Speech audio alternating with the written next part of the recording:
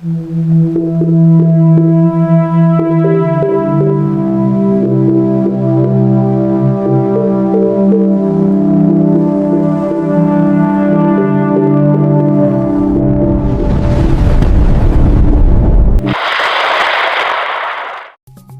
araw po sa inyong lahat. Narito na po ang pinaka-latest nating update sa monitor nating bagyo sa labas ng ating Philippine Area of Responsibility ngayong araw ng Martes, April 14, 2026.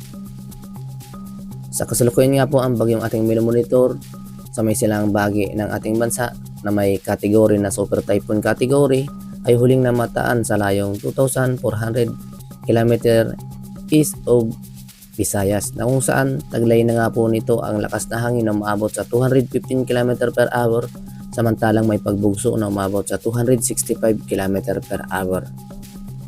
At base nga po sa ating satellite image, makikita nga po natin ito sa may silang bahagi na ng bansa. Ibig pong sabihin ay bagya na nga po itong tumataas ang kanyang pagkilos, kung saan base nga sa ating track, makikita nga po natin na posible na nga lang itong lumihis ng ating Philippine Area of Responsibility, o kaya naman hindi na nga po ito papasok ng ating PAR, na kung saan may pagbabago naman po sa track ng posibleng tahakin ng landas ng bagyo sa kasalukuyan nga po.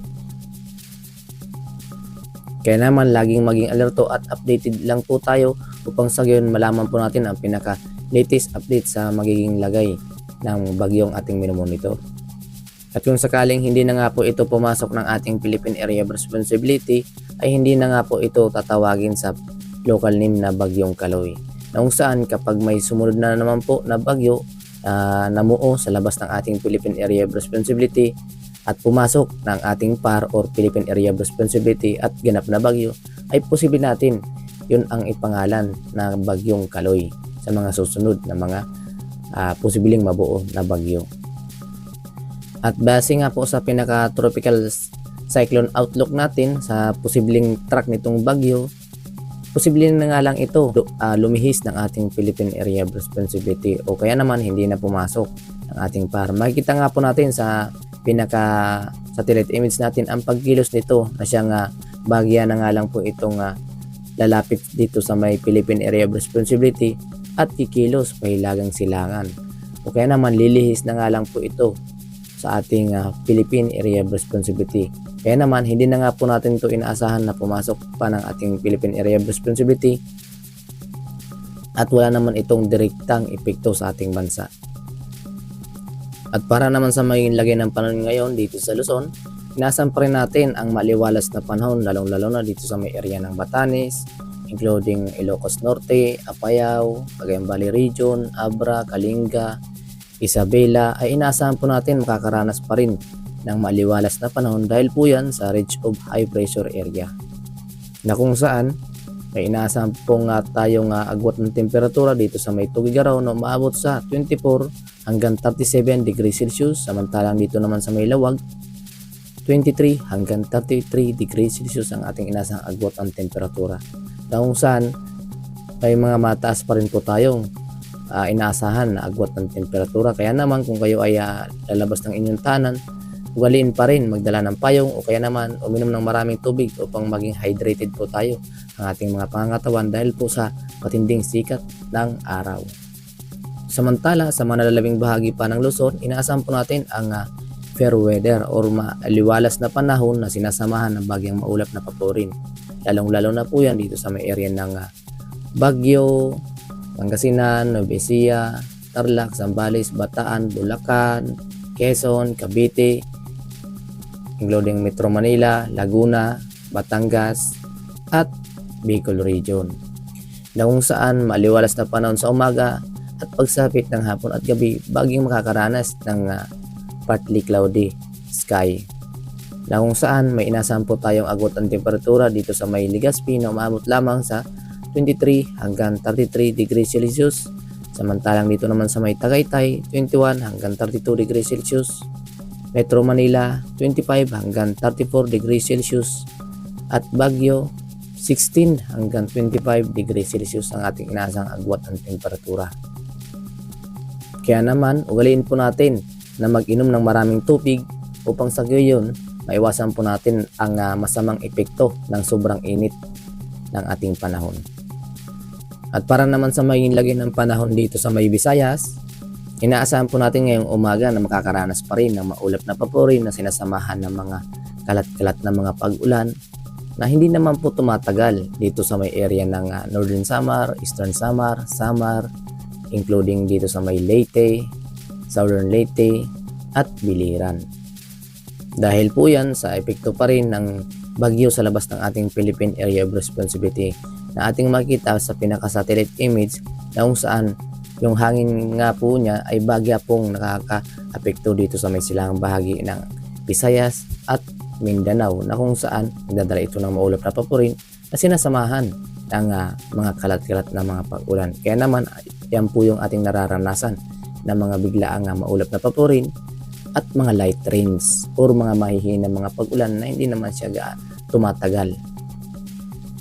At para naman sa mga nalalabing bahagi pa ng Visayas, inaasahan po natin ang improving weather. Lalong-lalo na dito sa may Antique, Aklan, Capiz, Iloilo, Guimaras, Negros Occidental, Negros Oriental, Cebu, Bohol, Siquijor ay inaasahan po natin makakaranas ng liwalas na panahon na pagsapit ng hapon at gabi bagyang nakakaranas ng maulap na paporin. Ngunit mababa ang tsansa ng mga pag-ulan. At para naman sa may agwat ng temperatura dito sa may Visayas, sa lugar naman ng Iloilo, inaasahan po natin makakaranas ng 24 hanggang 33 degrees Celsius ang ating inaasang agwat ng temperatura. Samantalang dito naman sa may Cebu, 26 hanggang 33 degrees Celsius ang ating inaasang agwat ng temperatura. Tacloban, 24 hanggang 32 degrees Celsius ang ating inaasahan agwat ng temperatura. Na kung saan mataas pa rin ang ating temperatura na ating inaasahan. Kaya naman makakaranas pa rin tayo ng maalinsangang panahon at mainit na panahon. Kaya naman ang aming paalala sa ating mga kababayan, lalong-lalo na yung mga nagtatrabaho sa matinding sikat ng araw or sa ilalim ng matinding sikat ng araw ay ugaliin uminom ng maraming tubig upang sa gayon maging hydrated po ang ating mga pangangatawan upang maiwasan po natin ang heat stroke. Samantala, para naman sa maging lagay ng panahon dito sa may Mindanao, inaasahan pa rin po natin ang maliwalas na panahon na sinasamahan ng bagyang maulap na paporin at mga light rains. Lalong-lalo na po yan dito sa may area ng Caraga Region, Davao Region at Sorsogon, including dito sa may area ng Tawi-Tawi, Sulu, Basilan at Zamboanga Peninsula na kung saan makaranas pa rin tayo ng bagyang maulap na paporin pagsapit ng hapon at gabi. Samantala, sa ngayong umaga, inaasahan po natin makakaranas ng maliwalas na panahon at inaasahan din natin ang matinding sikat pa rin ng araw. Kaya naman, maalinsangan pa rin ang panahon natin sa umaga. Kaya naman, uminom ng maraming tubig.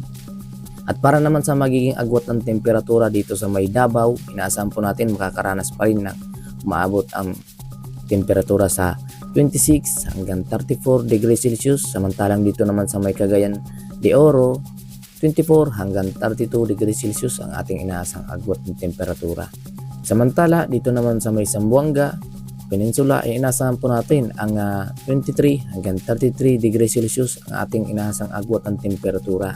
Kaya naman, lubos po natin pinag-iingat ang ating mga kababayan sa matinding sikat ng araw at pinapalalanan po natin na maging alerto at updated sa mga pagbabago sa magiging lagay ng ating panahon. Tulad nga po nito, nasa ating track dahil may dalawa po tayong senaryo sa posibleng track ng bagyong nabubuo, kaya naman pabago-bago po ang ating track.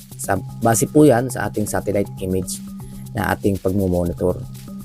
Kaya naman lagi naming pinag-aabiso na maging alerto at updated.